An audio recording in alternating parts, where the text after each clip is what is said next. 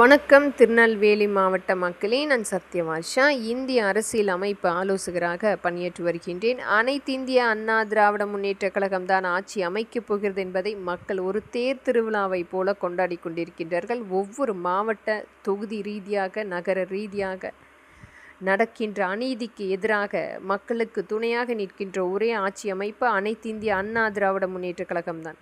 மக்களுக்கு இன்றைக்கு முழுமையான 5 ஆண்டில் வனவாசத்தை கொடுத்த இந்த திராவிட முன்னேற்ற கழகத்தின் ஆட்சி நமக்கு வேண்டுமா என்று மக்கள் தீர்மானிக்க வேண்டும். மீட்டெடுக்க முடியாத ஒரு அநியாயம் என்பது இந்த திராவிட முன்னேற்ற கழகத்தினுடைய 2.0 பெண்களையும் குழந்தைகளையும் குறிவைத்து நடந்த அநீதி என்பது பெண்கள் மட்டுமே 35,000 பெண்கள் கற்பழிக்கப்பட்டு வழக்குகள் பதிவு செய்திருக்கின்றார்கள். 18,000 குழந்தைகள் கற்பழிக்கப்பட்டு வழக்குகள் பதிவு செய்திருக்கின்றார்கள். ஒரு மாபெரும் வன்கொடுமை.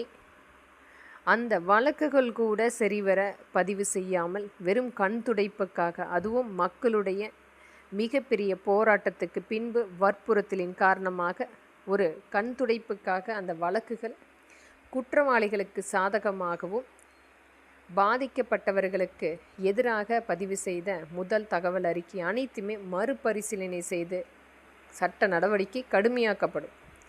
இன்றைக்கு எத்தனை அப்பாவி மக்களை விரட்டி அடித்து இவர்களுடைய அச்சுறுத்தலின் பேரில் இன்னும் பதிவு செய்யாத எத்தனை வழக்குகள், எத்தனை பெண்கள், இன்னும் குழந்தைகள் பாதிக்கப்பட்டிருக்கிறார்கள் என்ற உண்மையான அந்த விபரம் அனைத்திந்திய அண்ணா திராவிட முன்னேற்ற கழகம் ஆட்சி அமைந்ததுக்கு பின்பே தெரியும்.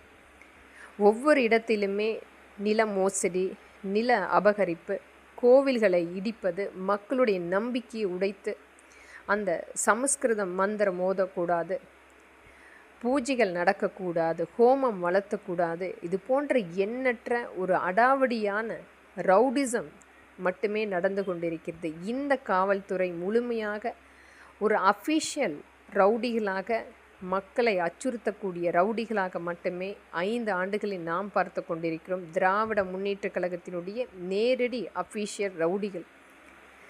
இந்த திராவிட முன்னேற்ற கழகத்தினுடைய இந்த 2.0 நமக்கு வேண்டுமா என்று மக்கள் தீர்மானிக்கப்பட வேண்டும். ஒவ்வொரு இடத்திலுமே இவர்கள் செய்த அநீதி, அதிலும் மத்திய அரசால் கொடுக்கப்பட்ட 7 லட்சம் கோடியை முழுமையாக இவர்கள் குடும்பத்துக்கு எடுத்து வைத்து மக்களுக்கு ஒரு நிராகரிப்பு மட்டுமே, வெறும் போஸ்டர்களை மட்டுமே விளம்பரப்படுத்தி ஆங்காங்கே ஒட்டி கொண்டிருக்கும் திட்டங்கள் மட்டுமே நாம் பார்த்து கொண்டிருக்கிறோம். வெறும் போஸ்டர்களாக மக்களுக்குரிய திட்டங்கள் என்பது இன்றைக்கு திராவிட முன்னேற்ற கழகம் நமக்கு கொடுத்தது வெறும் போஸ்டர்கள் மட்டுமே. திட்டங்கள் அனைத்துமே இவர்களுடைய